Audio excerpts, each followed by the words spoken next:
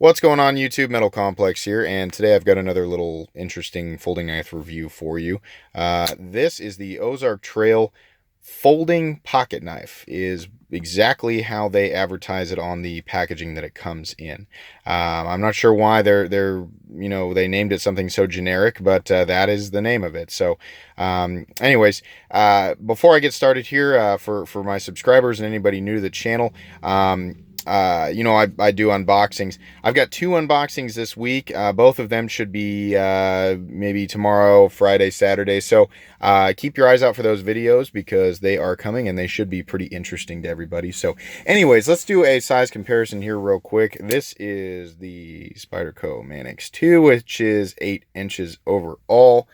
Putting this knife, if we go butt to butt here, probably 6 3/4 inches there.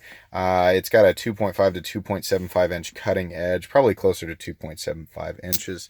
And because it is a smaller knife, let's go ahead and do a size comparison here if I can get the blade out one-handed with the Victorinox Cadet. So a little bigger than the Victorinox, but I thought that might give a better perspective on size, given that the Manix is so much bigger.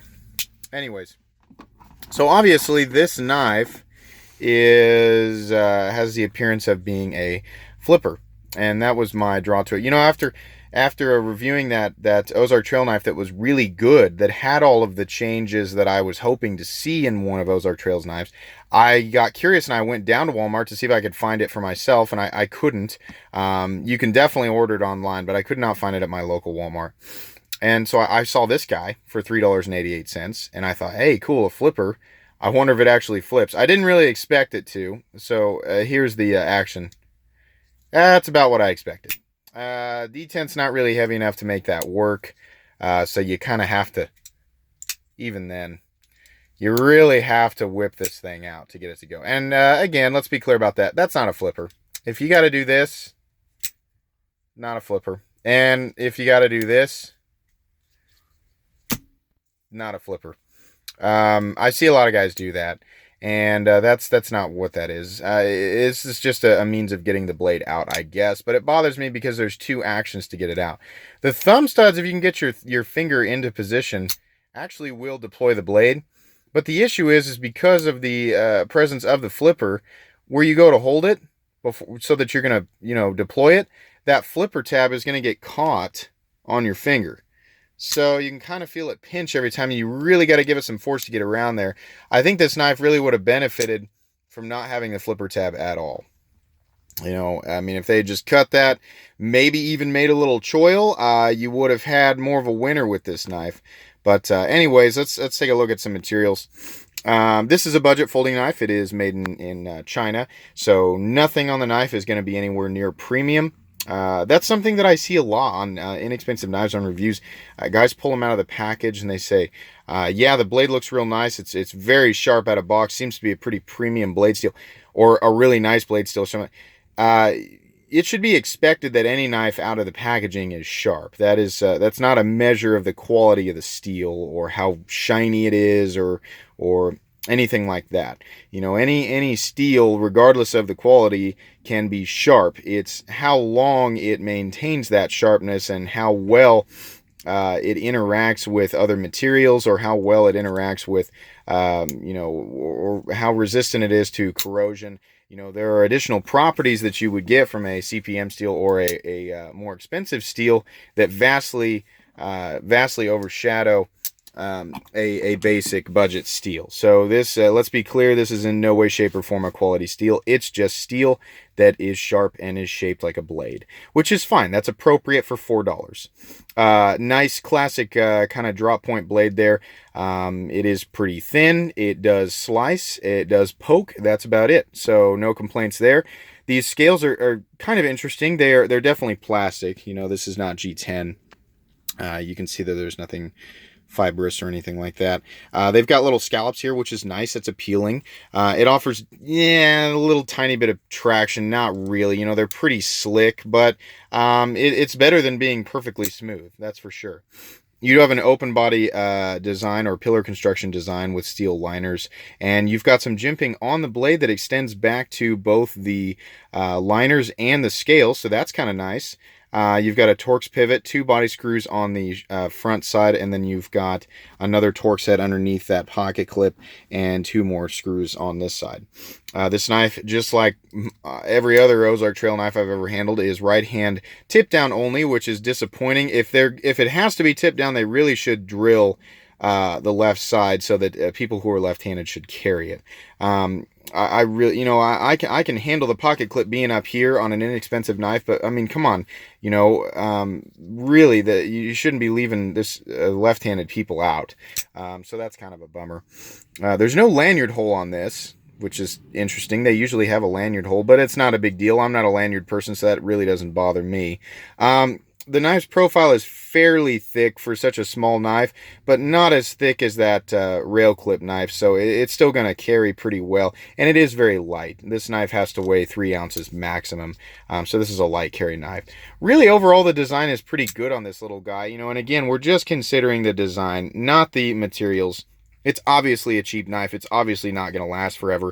But for somebody who's, only got $5 or less to spend on a pocket knife, which, I'm sure that is the case with some people, but this isn't the worst choice in the entire world. It's going to cut. It's going to go in your pocket. You can kind of manipulate it with one hand once you get used to it. The action's not very smooth, and to be honest, this lockup here, which is looks to be about 70, 75, 80%, it's kind of, there's a little bit of lock stick, but you can still do it, so it's still going to function.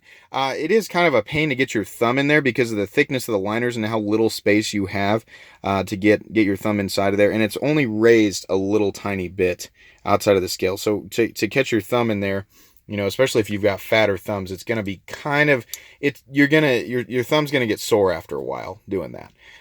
So not the easiest thing to manipulate, but if you just need a simple cutting tool, $3.88, yeah, sure, no big deal. It's not as good as that one that I showed in the last video, but it's okay. There's not really, it's kind of hard to critique a knife like this because there are changes that I would want to make, but from my perspective as somebody who's been buying more expensive knives, I'm looking at this like, well, they need to change this. They need to add like more of a cutout here so you can interact with the thumb stud better. They need to get rid of this flipper. From Ozark Trail's perspective, they're just trying to pump out cheap knives that are aesthetically appealing and have a basic functional shape and design. They're probably not ultra concerned with getting every single thing perfect, and that's understandable. Though I will argue that there are a few things that a few design philosophies they could make or change or use to apply to every model that they come out with, that could really bolster the confidence in their customers, because there are people who will just continuously buy these things, whether for collection purposes or just because they're comfortable with the brand or familiar with them because they're so cheap. If they just changed a couple of things, don't do these flippers, because they're not flippers and they're going to get in the way.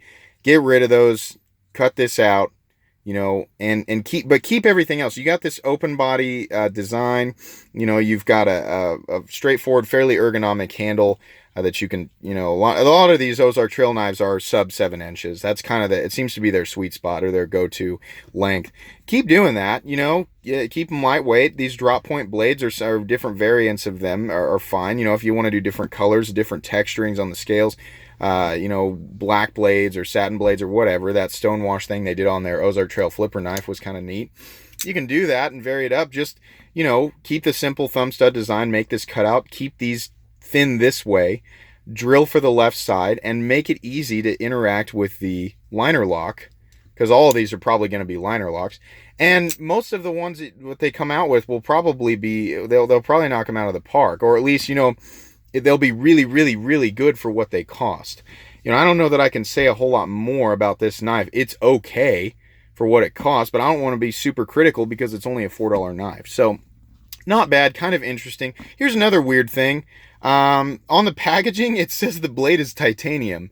It's not titanium. Titanium's not typically what you would use to make a blade out of. That's more of a, that's a material or well, the specific grade of 6AL4V is generally the grade of titanium you see on a more expensive frame lock, but it makes more sense as the frame because it's got high strength, low weight, and it resists corrosion really well. So a lot of times a more premium knife will have that as the frame or the liner to help reduce weight and keep balance and maintain strength. But the blade is not titanium. I've held a magnet up to this, and it sticks to it. So if it were titanium, that wouldn't be the case. But I don't know what they're trying to say there. I don't know if I'm missing something, if that's some...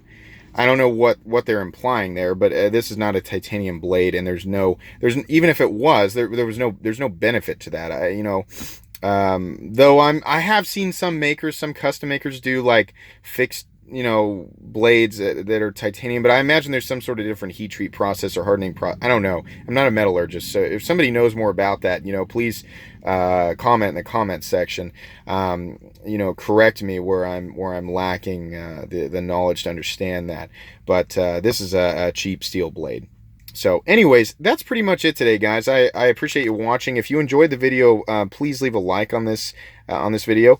And if you'd like to check out my other content, I do, of course, have reviews of knives that are either expensive or inexpensive that I do or don't like. So check those out. And if you enjoy all my content, then please subscribe to my channel because there's definitely more coming. And like I said, keep your eyes out for those unboxing videos that are coming later on this week because they should be pretty fun. If you'd like to guess what I'm getting, please feel free to do so in the comments section. I always find that entertaining. But anyways, thanks for watching and have a great day, guys.